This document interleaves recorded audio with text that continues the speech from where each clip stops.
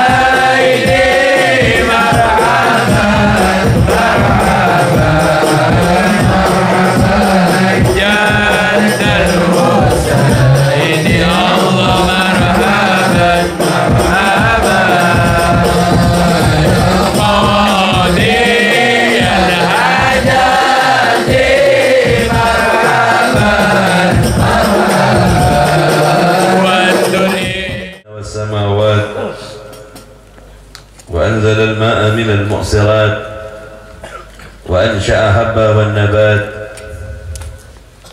وقدر الأرزاق والأقوات وعثاب على أعمال الصالحات ونصلي ونسلم على سيدنا محمد ذي المعجزات الظاهرات الذي حصل من نوره وجود الكائنات وعلى آله وأصحابه إلى يوم الميقات. أما بعد،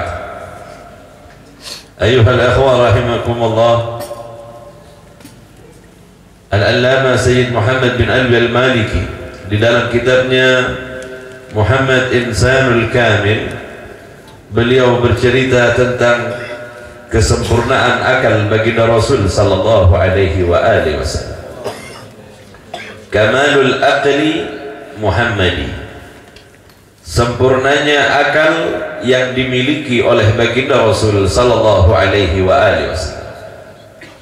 Setelah bercerita tentang jasad baginda Rasul sallallahu alaihi wa alihi wasallam, kemudian bercerita tentang hati baginda Rasul sallallahu alaihi wa alihi wasallam, bercerita tentang segala sesuatu yang berkaitan dengan baginda Rasul sallallahu alaihi wa alihi wasallam, baik secara zahir ataupun batin, penampilan fisiknya ataupun apa yang telah Allah berikan kepada batin baginda Rasul sallallahu alaihi wasallam telah dibicarakan. Maka yang berikutnya yang dibicarakan oleh beliau adalah kesempurnaan akal yang dimiliki oleh baginda Rasul sallallahu alaihi wa alihi wasallam. Al-aqlul kamil, akal yang sempurna, huwa al-aslu alladhi tansha'u anhu hisalil hamid. Akal yang sempurna ia adalah tempat tumbuhnya segala perbuatan-perbuatan yang baik. Jika baik akal seseorang, maka akan baiklah segala sesuatu yang berkenaan dengan apa yang ia miliki dari kebaikan-kebaikan yang kemudian ia kenal di dalam ajaran-ajaran baginda Rasul sallallahu alaihi wa alihi wasallam. Jika sempurna akal seseorang, maka sempurnalah perbuatan-perbuatannya di dalam mengikuti baginda Rasul sallallahu alaihi wa alihi wasallam. Wal mawahib ar-rasyidah, Allah Subhanahu wa taala tak kala Allah memberikan akal yang baik kepada seseorang, maka Allah telah memberikan pemberian yang luar biasa kepadanya, yang sangat terbaik, yakni cara berfikir yang baik pula. Wa bihi tuktabisul fadail, dari akal yang sempurna tadi bercahayalah segala perbuatan-perbuatan yang baik yang menjadi perbuatan-perbuatan yang utama. Artinya orang yang punya akal, ia akan mencari keutamaan. Orang yang memiliki akal, yang diberikan akal oleh Allah Subhanahu wa taala, ia pasti menggunakan kepada segala sesuatu yang memiliki nilai kebaikan di dalamnya. Wa tajtanibur rada'ir, begitu juga orang yang punya akal yang sempurna, ia akan menjauh dari segala perbuatan-perbuatan yang tercela. Itu orang kalau punya akal yang baik. Sehingganya dikatakan sangatlah dosa besar apabila dilakukan oleh seseorang yang merusak cara berfikir atau akal. Ketika seseorang kemudian mengkonsumsi yang sifatnya memabukkan bagi dirinya, sehingganya akal tak lagi berfungsi, maka inilah yang kemudian dikatakan seburuk-buruknya manusia tak kala ia merusak akalnya sendiri, baik dengan sesuatu yang sifatnya muhadzarat atau yang dikenal dengan sebutan narkoba itu, ataupun dikenal dengan minuman-minuman keras yang kemudian membuat akal tak lagi berfungsi. Jika akal tak lagi berfungsi, maka jatuhlah manusia kepada derajat binatang, bahkan jauh lebih buruk dibandingkan binatang. Sebab kalau binatang memang nggak ada akalnya, binatang memang nggak ada akal. Na'udzubillah wal iyadu billah. Wa huwa alladhi yusallimu sahibahu ila majami'il khair wal fadl. Akal yang sempurna tadi adalah akal yang menyelamatkan orang tadi dari segala sesuatu perbuatan yang buruk kepada segala perbuatan-perbuatan yang baik dan memiliki keutamaan. Orang yang pandai Orang yang cerdas, orang yang punya akal pasti memilih segala sesuatu yang jauh lebih baik. Sehingganya disebut ada pekerja keras, ada pekerja cerdas. Maksudnya pekerja keras gimana? Kerjanya keras. Dulu ada seorang ulama yang hendak mewariskan pondoknya kepada santri karena dia nggak punya anak, karena ia nggak punya keturunan. Aku akan wariskan pondokku kepada mereka orang yang lulus ujian yang telah aku siapkan. Maka malam itu diadakan pertandingan di antara mereka di dalam ilmu, baik ilmu syariat, ilmu alat dan semuanya. Muncullah dua orang yang pandai, cuman dua, yang paling pandai di antara mereka dua orang. Dua orang ini kemudian untuk ujian yang terakhir, kata gurunya, kata kiainya, besok siapa yang bisa bawa kayu bakar paling banyak, maka ia yang akan menjadi penggantiku pemegang pondok pesantren. Maka kemudian dibekali dua bilah kapak. Dua-duanya dikasih kapak, tapi semuanya tumpul. Ketika dikasihkan, yang satu dia tahu persis kalau dia mencari kayu di hutan, dia harus beristirahat terlebih dahulu agar tenaganya nanti banyak. Pagi-pagi sekali dia akan berangkat ke hutan untuk kemudian mengambil kayu, sehingga yang banyak waktu yang dia miliki. Sebaliknya yang satunya lagi, begitu melihat kapak tadi ini tumpul, diasahnya semalaman hingga sampai waktu subuh hampir tiba. Usai subuh, temannya tadi yang pertama, dia langsung berangkat dengan kapak tumpulnya, dia berangkat menuju ke hutan setelah selesai melakukan salat subuh. Yang satunya ini lain lagi, selepas salat subuh ia tidur sebentar untuk mengambil tenaga agar dia bisa beristirahat terlebih dahulu. Kira-kira jam 8 baru keluar, baru berangkat ke hutan. Temannya yang satunya udah nebang pohon, tapi karena tumpul, lama waktu yang digunakan untuk mendapatkan kayu bakar yang banyak. Sedangkan yang satunya udah berangkat, waktunya udah siang. Tetapi dengan kapaknya yang tajam, dia dengan cepat mengumpulkan kayu. Usai dia kumpulkan kayu yang banyak, dia istirahat. Sedangkan temannya yang satu baru selesai karena kapaknya masih tumpul. Pulanglah ke pondok mereka, maka yang punya kapak yang tajam tadi jauh lebih efisien waktunya, jauh lebih berharga apa yang dia kerjakan. Akhirnya dia main pondok. Nah, gambaran bagi orang yang tidak mengasah kapaknya tadi, itu pekerja keras namanya. Tahu? Yang cerdas, yang ngasah tadi itu. Makanya yang diminta itu cerdas. Cerdas malas, percuma juga. Yang diminta adalah pekerja yang cerdas. Orang yang bekerja dengan cara yang cerdas. Kecerdasan adalah simbol kenabian. Karena di antara sifat para nabi adalah fitanah. Cerdas, para nabi itu cerdas. Maksudnya kecerdasan yang dimiliki oleh para nabi ini, apakah pemberian Allah? Nah, pemberian Allah Subhanahu wa ta'ala. Sehingganya jika ditanyakan kepada mereka, tanpa harus banyak berpikir, tidak memakan waktu, dia langsung menjawab. Kalau istilah bahasa Indonesianya itu intuitif. Tahulah artinya? Ilham dari Allah Subhanahu wa ta'ala secara intuitif. Kalau bicara lah, keluarkan juga biar dari pondok itu keluarin juga bahasa-bahasa begitu, biar gak kelihatan jadulnya lah. Dengar kalimat itu nanti, Pak Habib ngomong, intuitif itu menjawab tanpa sela waktu karena Allah langsung menuangkan pengetahuan kepadanya. Dulu di antara para sahabat baginda Rasul, ingat baginda Rasul itu gak punya murid. Kalimat baginda Rasul menyebutkan kepada orang-orang di sekitarnya dengan sebutan sahabat. Kenapa? Karena baginda Rasul tidak menggurui mereka, baginda Rasul senantiasa menemani mereka untuk kembali kepada Allah Subhanahu wa ta'ala. Itu sebab baginda Rasul sallallahu alaihi wasallam adalah orang yang apabila menjawab segala sesuatunya dengan intuitif, bimbingan dari Allah Subhanahu wa taala. Salah satu di antara sahabat baginda Rasul memiliki pemahaman yang demikian ini. Kecerdasannya seolah-olah sama dengan kecerdasan yang dimiliki oleh para nabi. Suatu ketika ada dua orang makan bersama, makan berdua, sama-sama bawa roti.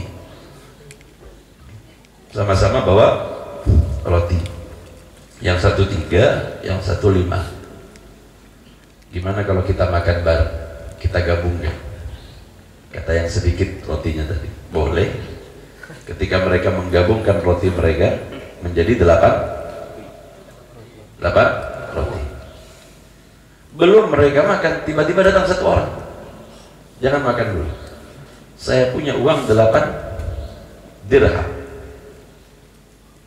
Bolehkah saya ikut makan bersama kalian, bertiga dengan kalian, dan uang ini terserah kalian mau bagi berapa?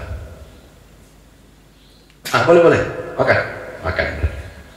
Ketika makan bersama, selesai makan orang ini pergi. Yang ngasih uang 8 dirham, yang dua cekcok. Kata yang satunya kan roti ana 5, ini 8 dirham, 5 dirham untuk ana, 3 dirham untuk ente. Adil? Enggak adil, kata yang 3. Terus ente minta berapa? Bagi rata 4-4. Enggak bisa, roti ana 5. Cekcoklah mereka berdua sampai kemudian lewatlah Sayyidina Ali bin Abi Thalib di tempat mereka. Apa yang kalian pertentangkan? Mereka bercerita tentang orang yang tadi ngampung makan nyisakan uang 8 dirham. Wahai Ali bin Abi Thalib, pecahkanlah permasalahan kami ini dengan seadil-adil. Kata Sayyidina Ali bin Abi Thalib, lebih baik ente terima tawaran teman ente 5-3. Dia ambil 5, ente ambil 3 dirham. Nah, anda minta keadilan dari ente. Sudah, bagus yang ini, terima aja itu. Enggak, saya minta keadilan, seadil-adil. Engkau betul-betul ingin meminta keadilan? Betul. Ambillah 7 untukmu, yang punya 5 roti tadi dikasih 7 dirham, dan 1 untuk mereka berdua. Kemudian berkata apa?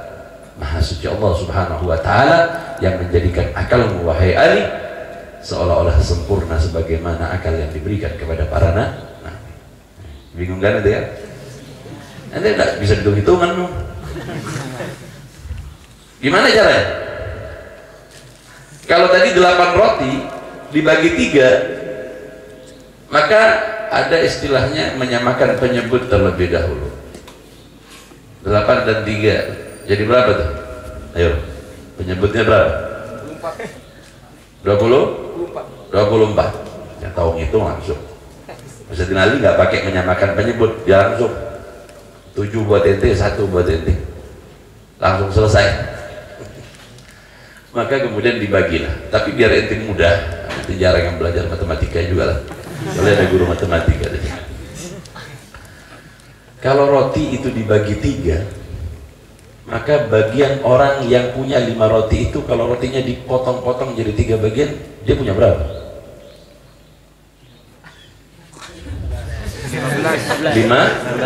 15. Yang punya roti 3 kalau dibagi 9. Berapa kalau 15 tambah 9? 24. Maka itu penyebut. Sama? Nah, coba 24. 24 ini kemudian dibagi 3. Berapa? 8. Berarti orang yang punya roti 3 tadi, dia punya berapa bagian? 9. Berarti kalau masing-masing orang makan 8, dia makan 8, berapa sisa bagian dia? 1. Makanya jadi 1. Bagian 1. Kalau orang yang tadi 15, yang punya 5, dia makan 8, berapa sisa bagian dia yang dimakan sama orang temannya tadi? Tahu sudah? Hah? Nah itu matematika gampang buat ente lah. Kalau ente sekolah ada caranya tuh. Nah ini Sayyidina Ali tanpa berpikir, artinya tanpa panjang berpikir, secara intuitif beliau membaginya. Inilah seadil-adilnya kalau Anda bagi. Nah, kecerdasan akal seperti ini yang dimiliki oleh Sayyidina Ali bin Abi Thalib karena ia dididik sejak kanak-kanak di dalam lingkungan nubuwah oleh baginda Rasul sallallahu alaihi wasallam. Belum pernah kalau berpikir panjang. Tamam. Gak pernah lama. Kalau ente kan pegang buku dulu berapa menit? Nah, itu namanya ente punya akal nggak kayak Nabi lah. Nah, itu perlu belajar kalau akal yang begitu. Tamam. Kama warada fi haditsin Islami Khalid bin Walid. Sebagaimana Islamnya Khalid bin Walid, ia masuk ke dalam Islam, dakhala ala Rasulillah sallallahu alaihi wasallam fasallam. Suatu ketika Khalid bin Walid masuk Islam dan menyebutkan salam kepada baginda Rasul. Assalamualaikum ya Rasulullah. Kata Khalid bin Walid. Qala faradda alaihi salam. Kemudian baginda Rasul berkata kepadaku, alaikassalam. Biwajhin qalb. Wajah baginda Rasul waktu menjawab itu senang banget. Tahu siapa Khalid bin Walid? Khalid bin Walid yang mengalahkan baginda Rasul sallallahu alaihi wasallam di dalam perang Uhud. Karena apa? Karena cerdasnya dia. Baginda Rasul salut kepada kecerdasan yang dimiliki oleh Khalid bin Walid. Maka ketika dia masuk Islam, apa kataku kepada baginda Rasul? Inni asyhadu an la ilaha illallah wa annaka Rasulullah. Aku bersaksi tiada Tuhan selain Allah dan kau adalah utusan Allah. Faqala lahu ta'ala, kata baginda Rasul, kemarilah wahai Khalid bin Walid. Fa'akbal, maka dia kemudian maju mendekat kepada baginda Rasul. Faqala Rasulullah sallallahu alaihi wasallam, alhamdulillahilladzi hadak. Maha suci Allah Subhanahu wa taala yang telah memberikan petunjuk kepadamu wahai Khalid. Qad kuntu araka aqlan rajautu alla yuslimaka illa ilal khair. Ketika aku melihat kecerdasanmu wahai Khalid bin Walid, di waktu terjadi perang Uhud itu, maka aku berharap suatu ketika akalmu mengenal tentang kebenaran dan kau masuk ke dalam Islam.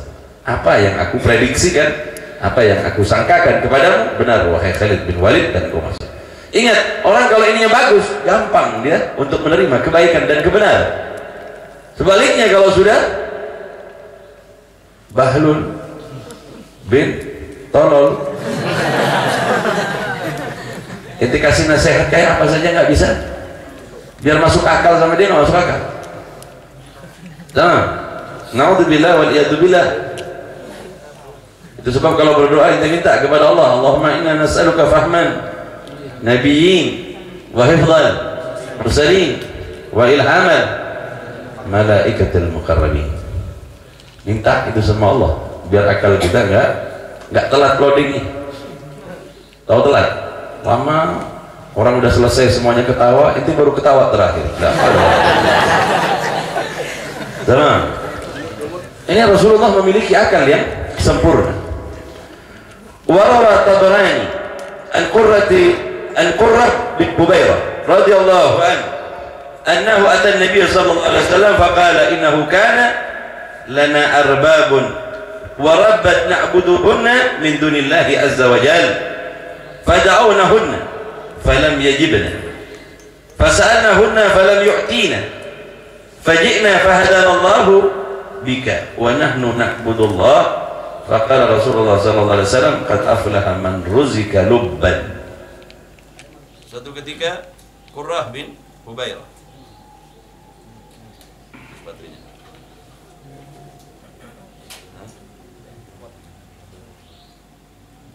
itu Abu Bakar.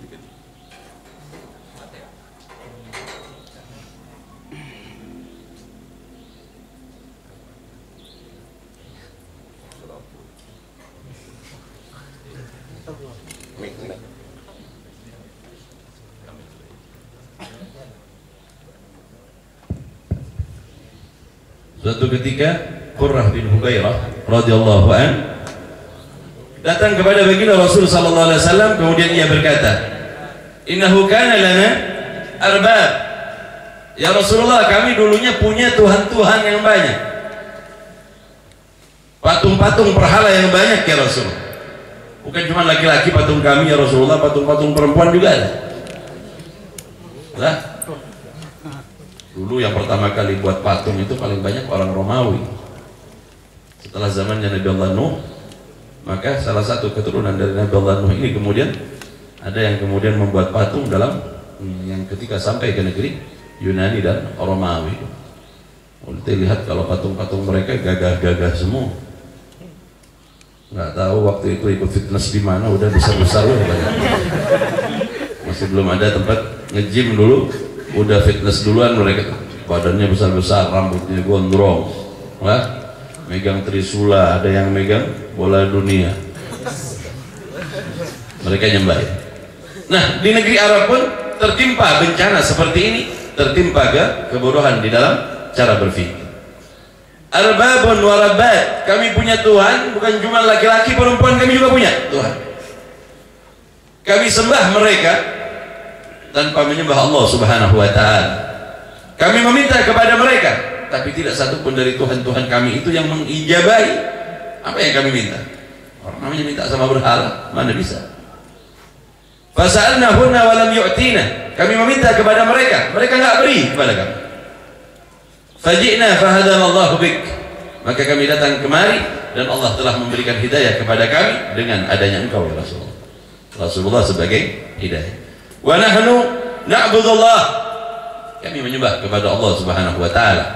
Faqala Rasulullah sallallahu alaihi wasallam, qad aflaha man ruzika lubban.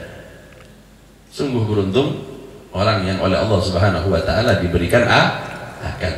Lubban, aklan, ini semuanya bermakna akal. Bergembiralah orang yang diberikan akal yang bagus oleh Allah Subhanahu wa taala. Sehingga mereka sadar bahwa sebenarnya menyembah kepada selain Allah Subhanahu wa taala adalah perkara yang salah. Maha suci Allah Subhanahu wa taala untuk tidak disembah. Karena mereka yang menyembah kepada selain Allah, mereka akan jatuh ke dalam perkara-perkara yang bersifat kejahilan dan kebodohan. Naudzubillah wal iyadu billah. Berapa banyak cerita tentang para sahabat, di antaranya sahabat Amr ibn Jamuh yang kemudian oleh Allah Subhanahu wa taala diberikan hidayah dan akalnya kemudian terbuka. Sebelumnya ia menyembah Uzzah. Ada yang bilang Manat dan Uzzah. Ada yang bilang Manat dan Hubal. Walhasil Tuhannya Amr ibn Jamuh ini dari batu akik berwarna merah. Tiap hari dimandikan, tiap hari diberikan minyak kepadanya, dan dia menyembahnya setiap hari sebelum tidur dan setelah dia bangun dari tidur, tiap hari. Setelah Islam datang, anak-anaknya masuk Islam terlebih dahulu. Dia punya 3 orang anak, Khalad, Amr dan Mu'ad. Ketiga-tiganya anaknya dari Khalad, Mu'ad, ada lagi yang menyebutkan lagi, wallahu a'lam, namanya yang satu dilupakan. Lah, 3 orang anak laki-laki. Ada yang tahu? Tidak baca sirahnya sahabat Rasulullah. Nah, anak-anaknya ini bagaimana caranya biar abah masuk Islam agar tidak menyembah kepada berhala? Suatu ketika bangun pagi, Amr ibn Jamuh kehilangan Tuhannya. Dia bangun, dia nanya sama istrinya. Istrinya Hindun binti Haram. Kata Hindun, sepanjang umur baru saya lihat orang kehilangan Tuhan. Amr ibn Jamuh, kata istri, tidakkah kau tahu bahwa dia bukan Tuhan? Ketahuilah Tuhan yang sesungguhnya tidak akan pernah hilang dari kita. Sudahlah, jangan banyak bahas, gara-gara dia sudah masuk kepada ajaran baru itu, kemudian engkau menjelek-jelekkan ajaran nenek moyang. Kata Amr ibn Jamuh. Dicarinya Tuhannya yang hilang. Nah, sampai ia dapatkan di tempat sampah di kota Madinah. Dia ambil, dia bersih, dikasih minyak lagi. Sebelum tidur dia sembah lagi, bangun tidur dia bangun, hilang lagi. Kerjaan anak-anaknya, dicarinya anak-anaknya, kemudian ditanya, mana Tuhan? Kata anaknya, ya abah, tidakkah kau sadar, mana mungkin Tuhan hilang? Mana mungkin Tuhan hilang? Mana mungkin Allah ditutupi oleh sesuatu yang bisa menutupinya? Maha suci Allah, karena Allah adalah zat yang tak bisa ditutupi oleh apapun juga. Kenapa anda nggak melihat? Karena kita yang ditutupi dengan tebalnya dosa. sehingga ente sama ani nggak bisa ngelihat karena tebal. Seandainya kita singkap satu persatu hijab dosa ini, maka demi Allah sedemikian nyatanya Allah Subhanahu wa taala berada di dalam setiap akal yang terbuka, setiap akal yang mendapatkan hidayah dari Allah Subhanahu wa taala. Dicarinya lagi Tuhannya, didapatkan lagi di tempat sampah, dimandikan lagi, dikasih minyak lagi. Dalam riwayat ada yang bilang 4 kali 5 kali. Terakhir kali sama anaknya, abahnya lagi tidur, diambil Tuhannya abahnya tadi itu, diikat kepada bangkai seekor anjing, kemudian dibuang di tempat sampah. Kali terakhir dia nggak pakai nanya sama istrinya, nggak nanya lagi sama anaknya, dia langsung ke tempat sampah. Celakanya engkau wahai Tuhan, berkali-kali aku telah menyelamatkan. Ada Tuhan diselamatkan hambanya. Nah, berkali-kali aku telah selamatkan engkau. Lebih parahnya kali ini, engkau tak bisa melepaskan dirimu dari bangkai seekor anjing. Sungguh engkau bukanlah Tuhan yang seharusnya disembah oleh akal yang sehat, katanya. Sejak itu dibiarkan di situ, dibiarkan Tuhannya bersama bangkai anjing tadi. Kemudian ia datang kepada Mus'ab bin Umair. Mus'ab bin Umair itu sahabat baginda Rasul yang mengislamkan kota Madinah sebelum datangnya baginda Rasul sallallahu alaihi wasallam, utusan baginda Rasul. Ketika sampai di hadapan Mus'ab bin Umair, makanya agak sulit namanya, Mus'ab bin Umair. Ketika sampai, wahai Mus'ab bin Umair, bacakan ayat-ayat yang diajarkan kepadamu oleh Muhammad. Yang pertama kali yang diajarkan oleh Mus'ab bin Umair adalah surat Al-Fatihah. Surat Al-Fatihah penting, di dalam setiap sholat kita pasti membacanya. Maka ia mengajarkan surat Al-Fatihah. Berderai air mata dari Amr ibn Jamuh karena ia sadar betul bahwa ada Tuhan yang pantas untuk disembah, tetapi berpuluh-puluh tahun lamanya ia terjebak oleh kejahilan sampai suatu ketika Allah berikan petunjuk kepada dia sehingga dia kemudian mendapatkan hidayah dan memeluk agama Islam. Ayuhal akhwah rahimakumullah. Besok saya teruskan lagi. Ini malah ada jangan-jangan nih. Anak ada undangan lagi di Bondowoso. Jadi anak tinggal nanti. Insyaallah pertemuan yang akan datang kita ketemu lagi dan insyaallah kita akan membahas sempurnanya akal baginda Rasul sallallahu alaihi wasallam. Ini yang bisa disampaikan, semoga bermanfaat, semoga membawa berkah bagi kita dan mendatangkan syafaat baginda Rasul sallallahu alaihi wasallam. Ini yang bisa disampaikan, kurang lebihnya mohon maaf yang sebesar-besarnya. Wabillahi taufiq wal hidayah wa ridha wal inayah. Wassalamualaikum warahmatullahi wabarakatuh. Laqad ashartu linati man awsafuhu tuhyi al-qulub tuhayiju al-ashjana. Wallahu qad athna alayhi fama yusawi al-qawlu bina aw yakunu thanana. Lakin hubban fi as-sarair qad da'a limadihi sahwati rabbina wa hadana.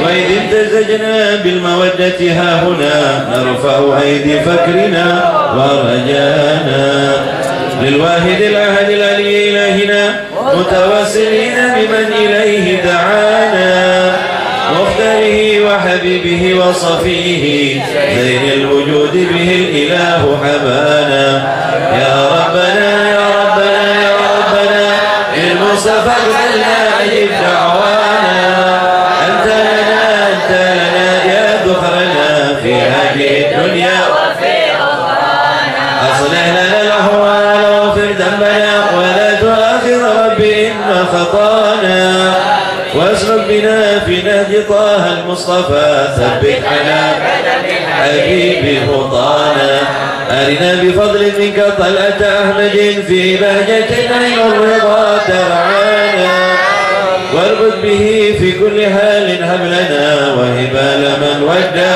ومن والانا والمحسنين ومن أجاب نداءنا وذوي الحقوق وطالبا أوصانا والحاضرين وسائيا في جمعنا ها نحن بين يديك أنت ترانا ولقد رجوناك فاحقق سؤلنا واسمع بفضلك يا سميع دعانا وانصر بنا سنة طه في بقاء الأرض واكبع كل من عادانا وانظر إلينا واسقنا كأس الهنا واشف وعاف عاجلا مرضانا واقض لنا الحاجات واحسن ختمنا عند الممات وأصلح يا رب واجمعنا وأحبابا لنا